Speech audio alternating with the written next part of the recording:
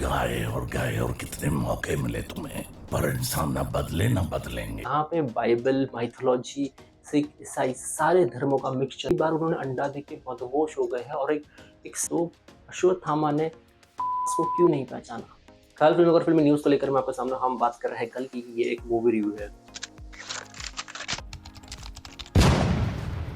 देखिए, नॉर्मल भी मैं पिक्चर के बारे में अच्छी बुरी बातें कर सकता हूँ, पर मैं आपको गिनाऊंगा कि क्या चीज़ें अच्छी थी और क्या चीज़ें बुरी थी इस पिक्चर में। मतलब क्या पॉइंट आउट कर सकते हो कि ये कहीं ना कहीं स्क्रिप्ट लैकिंग है, इसलिए शायद नाग अश्विन ने वहाँ पे ध्यान नहीं दिया। बट ये बहुत मेजर पॉइंट्स है जो स्क्रिप्ट में नहीं थी। आपने एंजॉय किया होगा, मैंने एंजॉय की है मूवी, बट जो गलत है वो तो मैं बताऊंगा ज़रूरी। शुरुआत करते हैं, पहले तो पॉजिटिव बात करेंगे, गुड और बैड एस्पेक्ट की बात करेंगे।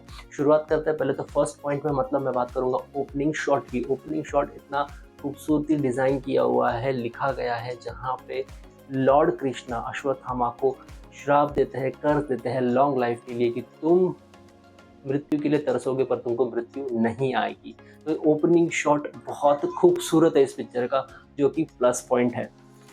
सेकेंड पॉइंट है वीएफएक्स। हमको ये पता था, डबल नेगेटिव ये कंपनी ने वीएफएक्स किया हुआ है। वीएफएक्स की बहुत ज़्यादा तारीफ हो रही है। इससे पहले इंडिया में इतने अच्छे वीएफएक्स की बात ही नहीं हो रही थी, जहाँ पे आदि पुरुष को भी कंपैरिजन में लेके आए हैं। बट इस बार जो वीएफएक्स किया हुआ है प्राइम फोकस, जो कि पेरेंट कंपनी है डबल नेगेटिव की, हाँ इंडियन कंपनी ने ही किया है वीएफएक्स, प्राइम फोकस ने किया हुआ है। और वीएफएक्स को लेकर अगर आप पिक्चर देखना चाहते हैं तो 3D और 2D में बहुत अच्छे वीएफएक्स आपको विजुअली ट्रीटमेंट देंगे।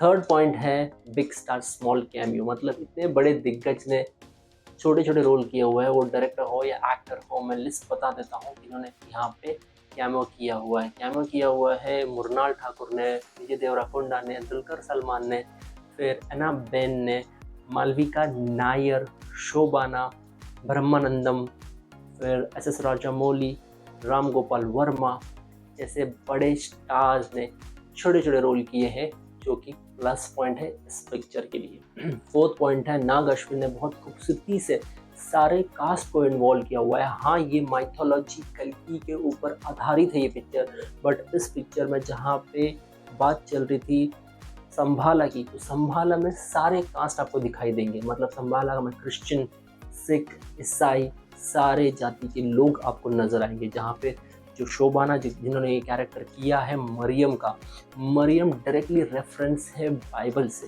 तो मरियम वो इसके अंदर कैरेक्टर डाल के, मरियम वो व्यक्ति थी जिसने वो प्रोटेक्टर दिखाया गया है दीपिका पादुकोण के लिए कि वो उसकी हिफाजत करती है। तो जहाँ पे बाइबल, माइथोलॉजी, सिख, ईसाई सारे धर्मों का मिक्सचर आपको संभाला में दिखाई दिया हो, डायरेक्टर की कल्पना है और इंटेलिजेंस है। फिफ्थ पॉइंट है लुक वाइज। अश्वत्थामा का लुक बहुत एप्ट है, और यस्कीन मतलब कमल हासन का लुक बहुत एप्ट है। मतलब इतना खूबसूरती से लुक भी सोचा हुआ है, डिज़ाइन किया हुआ है और वो दर्शाया गया है, उसके लिए फुल मार्क्स है नाग अश्विन एंड टीम को। हम अब बात करेंगे बैड एस्पेक्ट, मतलब कुछ चीज़ें बुरी है पिक्चर में, उसकी बात करेंगे। तो पहला पॉइंट है स्क्रिप्ट वाइज। तो जो नरेशन है स्क्रिप्ट वाइज वो बहुत ही ख़राब है। मतलब इस तरह से कल की इस दुनिया में आने वाले हैं तो वो किसी को भी नहीं पता। तो सेंसलेसली यहाँ पे नाग अश्विन ने उसको लैब एक्सपेरिमेंट के ज़रिए लाने की कोशिश की है, जो कि मुझे लगता नहीं एक सेंस बनता है कि कल की इस दुनिया में पैदा कैसे होने वाले हैं। वो उनका एक थॉट प्रोसेस है, पर लैब एक्सपेरिमेंट के ज़रिए इस दुनिया में कल की आने वाले हैं, ये बात कहीं पे भी जचती नहीं है मुझको। सेकेंड बैड पॉइंट, जहाँ पे लुक की बात किए तो अश्वत्थामा का लुक बहुत ज़्यादा एप्ट हुआ है। वहाँ पे नाग अश्विन ने अदर कैरेक्टर्स का लुक बहुत ही इग्नोर कर दिया है। बाकी लोग सब नॉर्मल लग रहे हैं। ये अब की स्टोरी नहीं है, ये 2024 की स्टोरी नहीं है, ये बाद में की स्टोरी है। 6000 साल हो चुके हैं अश्वत्थामा को इस पृथ्वी पे जिंदा है, और फिर काली आ चुका है। अभी कल की क्या आने का इंतजार है। तो आप समझ रहे हो तभी का लुक क्या हो सकता है, उसके ऊपर थोड़ा सा जोर देना चाहिए था। एक और चीज़ यहाँ पे, अगर अंडा देख के, एक एग देख के प्रभास इतने मदहोश हो जाते हैं, तो how he is taking care of his physique and diet.